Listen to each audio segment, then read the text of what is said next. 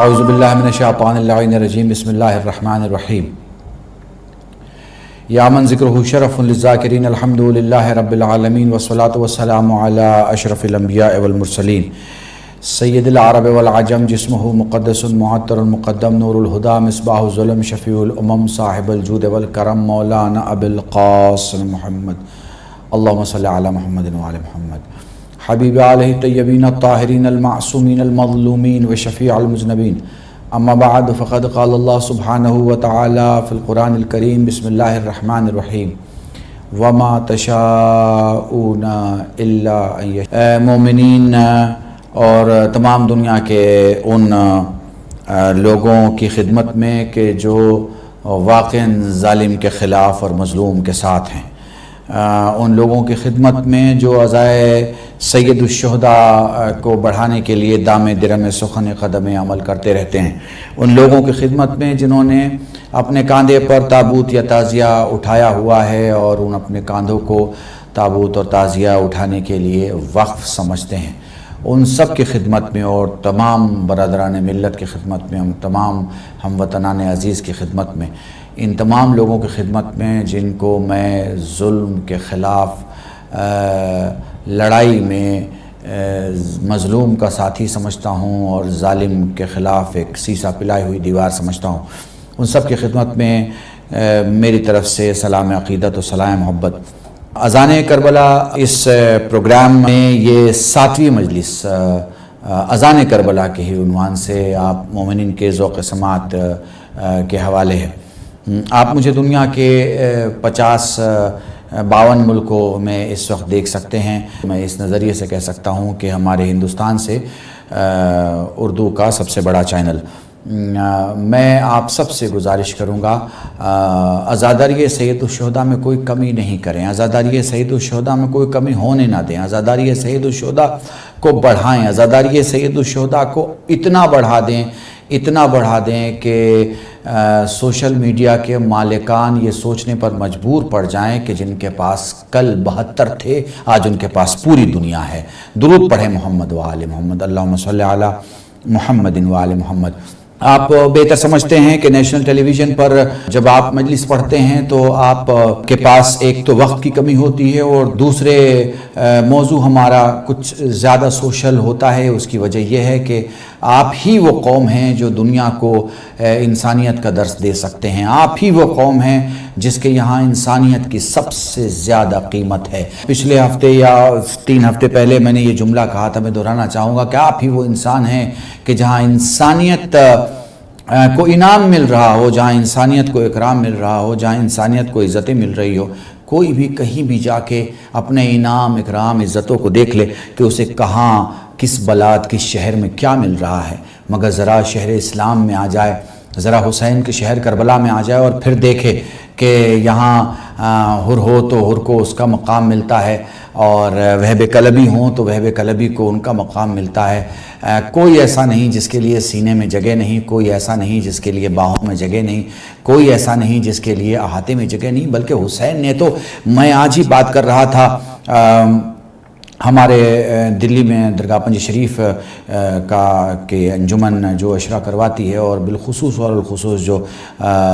پدم شری نوابہ مرزا حسین صاحب اس اشرے کو پورے طور پر دیکھتے ہیں، ان سے آج میری گفتگو ہو رہی تھی اور انہوں نے ایک بڑا خوبصورت جملہ کہا جو میں اسے نقل کرنا چاہوں گا کہ حسین کی کربلا نے جنگوں کے اصول بدل دیے، سٹینڈرڈ آف وار بدل دیا، کیونکہ پہلے لوگ قتل کرنے کو جیت سمجھتے تھے، حسین نے شہید ہونے کو جیت بنا دیا۔ پہلے لوگ کسی پر قبضہ کرنے کو جیت سمجھتے تھے، حسین نے قید ہونے کو جیت بنا دیا۔ پہلے لوگ مارنے کو جیت سمجھتے تھے، حسین نے مرنے کو جیت بنا دیا۔ اور اللہ کی قسم اگر آپ نے ذرا سا بھی غور کر لیا، کربلا ایک اکلوتی جگہ ہے جہاں آپ کو سچی وفاداری ملے گی، چونکہ وفاداریوں کی ایک لمبی فہرست ہے بھئی، نمک کی وفاداری، خون کی وفاداری، ملک کی وفاداری، زمین کی وفاداری، ایالت کی وفاداری، ریاست کی وفاداری، نوابوں کی، رجواڑوں کی، زمینداروں کی وفاداری، اور اس کے بعد اس لسٹ میں نہ جانے کتنی وفاداریاں آ جائیں گی، مگر ہر وفادار अपने उस शख्स से जिससे वफादारी कर रहा है कुछ चाहता है। कहीं सूखी ज़मीन नहीं है, कहीं से उसे गल्ला मिलता है, कहीं से उसे खाना मिलता है, कहीं से उसे तनख्वाह मिलती है, कहीं से उसे ज़िंदगी मिलती है, कहीं से उसे दर्जात मिलते हैं, कहीं से उनसे मंजिलत मिलती है, कहीं से उसे नौकरी मिलती है। आप समझ रहे हैं मेरी बात को? अगर बेटा भी बाप का वफादार है तो उसे मालूम है कि मोहब्बत ने जोड़ के रखा हुआ है, मोहब्बत ने वफादार बना के रखा हुआ है। मगर अल्लाह की कसम, करबला ने वफादारी के पूरे स्टैंडर्ड को चेंज कर दिया। यहां जो वफादारी आपको मिलेगी वो इतनी प्योर है कि कायनात में ऐसी वफादारी नहीं मिलेगी। फिर गुर्बत में कहीं वफादारी होती है, भूख में कहीं वफादारी होती है, प्यास में कहीं वफादारी होती है, मगर ये आपको करबला में मिलेगी कि प्यास है मगर वफादारी के दर्जे हरारत में कोई कमी नहीं है, भूख है मगर वफादारी के दर्जे हरारत में कोई कमी नहीं है। आप समझ रहे हैं? मुसीबतें हैं, जख्म है, तीर है, बर्ची है, तलवार है, नेज़ा है, गले पे तीर है, सब कुछ आपको मिलेगा मगर वफादारी में कोई कमी नहीं। तो करबला दुनिया की सबसे बड़ी जंग नहीं है, करबला दुनिया की सबसे बड़ी फतेह का नाम है। करबला फतेह है मजलूम की, जालिम के खिलाफ। करबला फतेह है दीन की लादीनी के खिलाफ। करबला फतेह है मोहम्मद की उन लोगों के खिलाफ जो मोहम्मद के दुश्मन हैं, ज़ात मोहम्मद के दुश्मन हैं। दुरूद पढ़े मोहम्मद व आले मोहम्मद, अल्लाहुम्मा सल्ली अला मुहम्मद व आले मोहम्मद। अज़ीज़ान मोहतरम, अज़ान करबला आपके सामने पेश कर रहा हूँ। ये मौजू मैंने इसलिए रखा है कि मैं सारे समाज को भी जोड़ के बात कर सकूँ। अज़ीज़ान मोहतरम, बात यहाँ तक पहुँची थी कि हमने अज़ान करबला में तौहीद को पेश किया, क्योंकि जब आप अज़ान देते हैं तो पहले आप तौहीद का इकरार करते हैं, फिर आप नबूवत का इकरार करते हैं और फिर आप इमामत का इकरार करते हैं। बात इमामत तक पहुँच गई थी और मैंने आपके सामने पेश किया कि आप अली इब्न अबी तालिब को अगर समझना है तो आप समझ लीजिए कि जिसके जाने का इतना बड़ा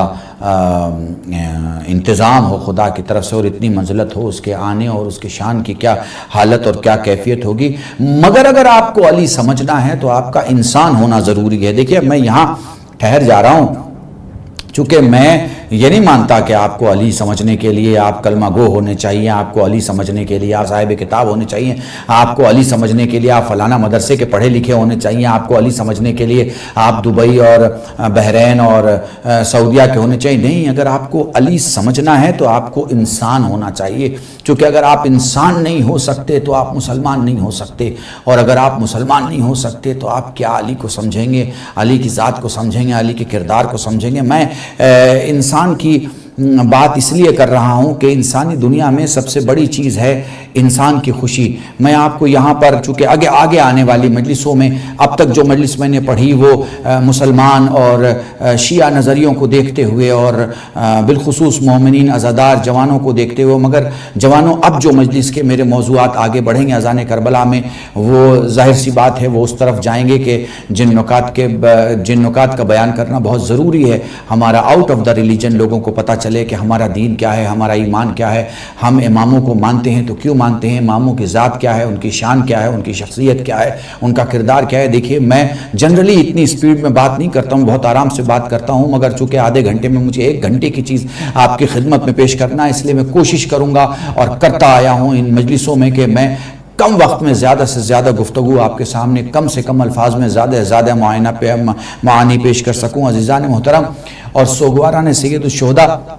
चूँकि अब बड़ी मुहर्रम की तारीख़ें हैं और इसमें फ़ज़ाइल और तक़रीर की बातें कम और मसाइब जो है बढ़ते चले जाएंगे। एक तो वक्त कम रहता है, आप बेहतर समझते हैं, हम आगे की मंजिल पर चलते हैं। जब हमें इमामत को समझना है तो इमामत के लिए हमें इंसान होना शर्त है। अब देखिएगा मेरी बात, गौर कीजिएगा, समझिएगा। अल्लाह को समझना है तो अल्लाह की तौहीद को समझने के लिए जो सबसे बेहतरीन दरवाज़ा है वो हुज्जत खुदा का दरवाज़ा है। हुज्जत खुदा को अगर आप समझेंगे, अपने वक्त के इमाम को अगर आप समझेंगे, तो आपके वक्त का इमाम बता सकता है कि आपका नबी क्या है और आपका खुदा क्या है। और जब इंसान बन जाएंगे और इंसान हो जाएंगे तो फिर आप उस मंजिल पे पहुंच जाएंगे जहां आपको पता चलेगा कि दीन क्या है, अदियान क्या है, ईमान क्या है, इस्लाम क्या है,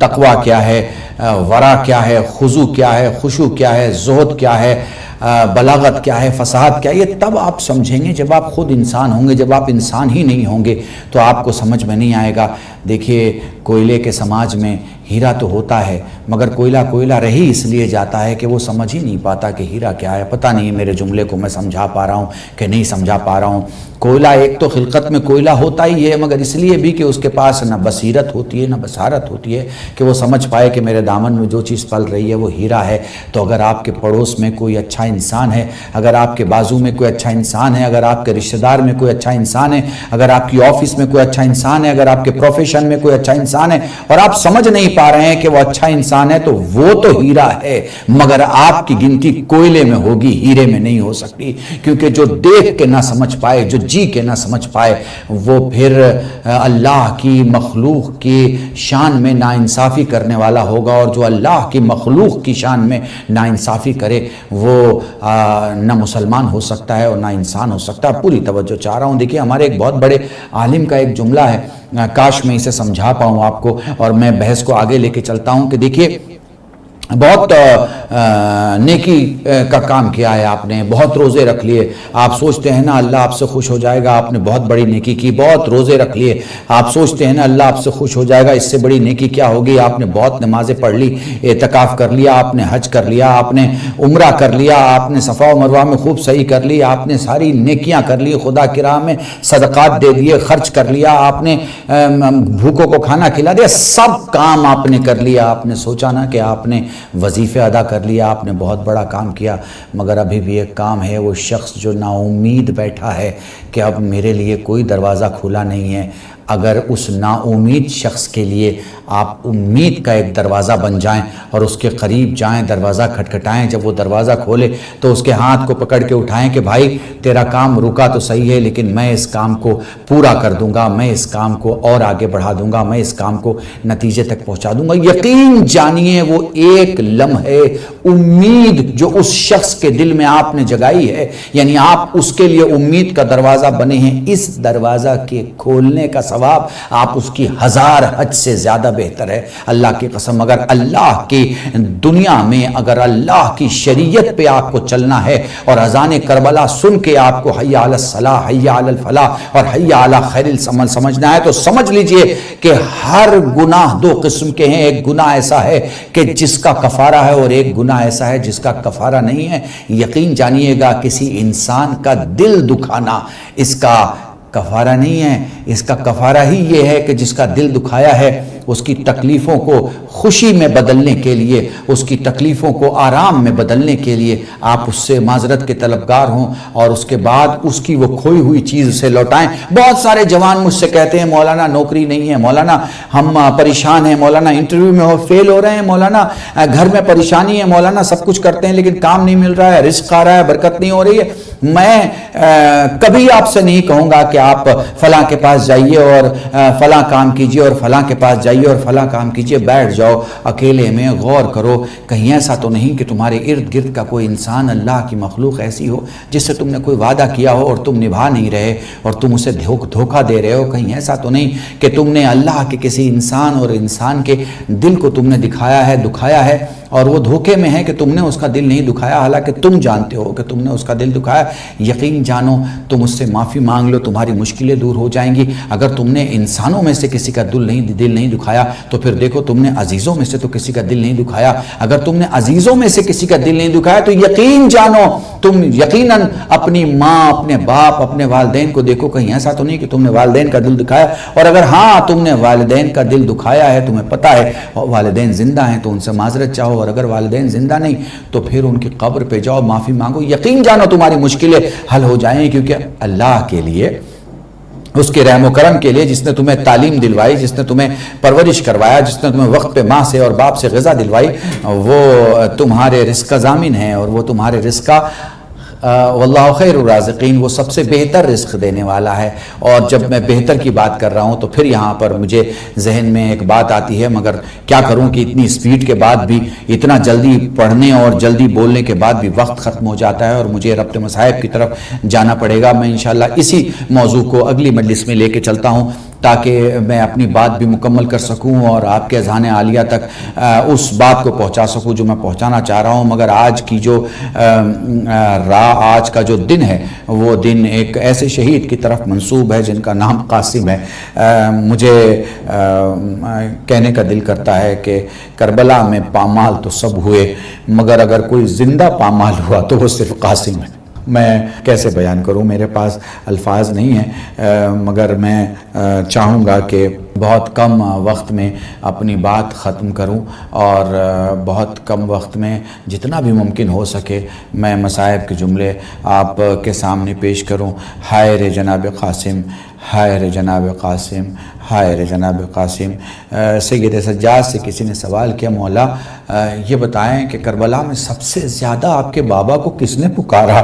سید سجاد رونے لگے، رو کے فرماتے ہیں سب سے زیادہ کربلا میں میرے بابا کو میرے بھائی قاسم نے پکارا۔ سائل سوال کرتا ہے مولا وہ کیسے؟ کہا میرے بھائی کا پاؤں گھوڑے کے رکابوں میں پھنس گیا تھا، اور جب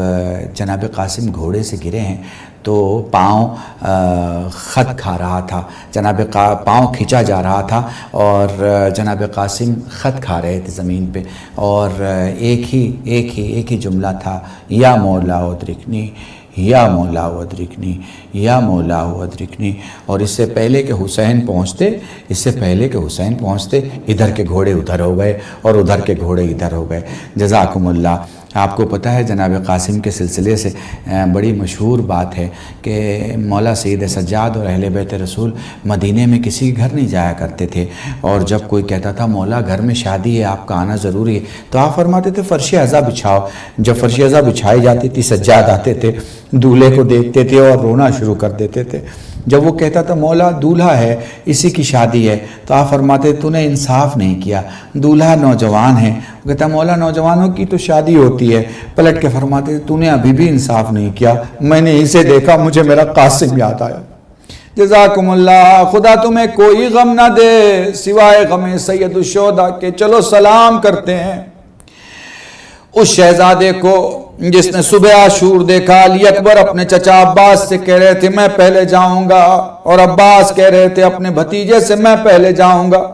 دونوں کے درمیان قاسم کچھ یوں آئے کہ آ کے فرماتے ہیں چچا نہ آپ جائیں گے، بھیا نہ آپ جاؤ گے، میں جاؤں گا۔ علی اکبر نے پلٹ کے اپنے بھائی سے پوچھا بھیا ایسا کیوں بول رہے ہو؟ مسکرا کے فرمایا، چچا کو دیکھ کے فرمایا کیونکہ آپ میرے چچا کی کمر کی طاقت ہیں، آپ میرے چچا کے آنکھوں کا نور ہیں، میں حسن کا یتیم ہوں۔ جزاکم اللہ۔ بس 2 منٹ اور میں مجلس تمام کروں گا۔ میں حسن کا یتیم ہوں، میں حسن کا یتیم ہوں۔ وہ لوگ اجازت کے لیے اپنے چچا کے پاس آئے۔ چچا نے ہمیشہ یہ کہا نہیں بیٹا اپنی ماں کے پاس جاؤ، بیٹا تم اپنے ماں کے قلب کی ٹھنڈک ہو۔ بے چینی کے عالم میں ہاتھ بازو سے ٹکرائے، انگلیوں نے تعویذ تک ذہن کو پہنچایا۔ تعویذ کھولا، بھائی نے بھائی کا خط پڑھا، امام حسین نے خط پڑھا۔ خط پڑھنے کے بعد کے معاملات سب آپ کو پتہ ہے، مجھے تفصیل نہیں، بس 4 جملے مصائب کے بیان کرنے ہیں اور مجلس تمام ہے۔ وہ لوگ قاسم کو اجازت مل گئی، وہ لوگ قاسم میدان میں آ گئے، وہ لوگ قاسم میدان میں آ گئے۔ وہ لوگ ایک ایسا وقت آیا کہ جب قاسم گھوڑے پہ سنبھل نہ سکے، میں نے شروع میں مصائب کے جملے جو پڑھے، جب قاسم گھوڑے پہ سنبھل نہ سکے، ادھر اپنے چچا کو پکارا، ادھر میرے مولا پہنچے۔ اس سے پہلے کہ مولا پہنچتے آپ کو معلوم ہے کیا ہوا؟ ایک قاسم ٹکڑوں میں بدل گیا۔ ایک جگہ پر جا کر حسین بیٹھے، اپنی عبا اتاری۔ علامہ مرحوم رشید ترابی کا جملہ نقل کر رہا ہوں، امامہ زمین پہ رکھ کے کہا واہ غربتا میرے اللہ میں غریب ہو گیا۔ وہ لو لاشوں کے ٹکڑے اٹھا کے عبا میں رکھنا شروع کیا، اپنے کندھے پہ کسی کے بازو کا کسی کے ہاتھوں کے دباؤ کو محسوس کیا، پلٹ کے دیکھا، فرمانے لگے بھیا حسن آپ یہاں کیا کر رہے ہیں؟ لو میرے حسین میرے قاسم کا ٹکڑا رکھ لو، میں قاسم کی جنگ دیکھنے آیا تھا، میں قاسم کی جنگ دیکھنے آیا تھا۔ وہ لو حسین نے قاسم کو گٹھری میں اٹھایا، وہ لو قاسم کے لاشے کو لے کر خیمے میں آئے، وہ لو لاشا سجانے کے لیے خیمے میں رکھ دیا گیا۔ جناب فروا نے بیٹے کے لاشوں کے ٹکڑوں کو دیکھا، میں سارے مصائب چھوڑ رہا ہوں، آخری روایت اور مجلس تمام۔ تھوڑی دیر کے بعد فرماتی ہیں شہزادی جناب زینب سے اگر ممکن ہو میرے سید و سردار کو بلا دے، میرے مولا حسین آئے، بھابی بتائیں کیا حکم ہے؟ رو کے فرمایا میں لاشوں میں یہ ڈھونڈ رہی ہوں کہ میرے بچے کے رخسار کہاں ہیں، کیونکہ میں نے جب اپنے بیٹے کو رخصت کیا تھا پیشانی کا بوسہ لیا تھا، اب میں چاہتی ہوں اس عالی شان شہادت کی مبارکباد اپنے بیٹے کو پیش کروں۔ میرے لاڈلے، میں نے تجھ سے کہا تھا اے بیٹا تیرے باپ نے جنگ نہیں کی تھی، تیرے بابا نے صلح کیا تھا، کہیں لوگ یہ نہ سمجھے کہ حسن کو جنگ نہیں کرنا آتا تھا، معاذ اللہ بیٹا ایسی جنگ کرنا کہ لوگ تجھے اور تیرے بابا کو یاد کرے۔ شاید میرے مولا قاسم نے کہا اماں بابا کا لاشا گھر میں آیا، مگر تیرا قاسم ایسی جنگ کرے گا کہ میت گھر میں ایسے نہیں آئے گی بلکہ ٹکڑے آئیں گے۔ اے میرے مولا میرے قاسم کا رخسار، الا لعنت اللہ علی القوم الظالمین وسیعلم الذین ظلموا ای منقلب ینقلبون انا للہ و انا الیہ راجعون۔ اللہ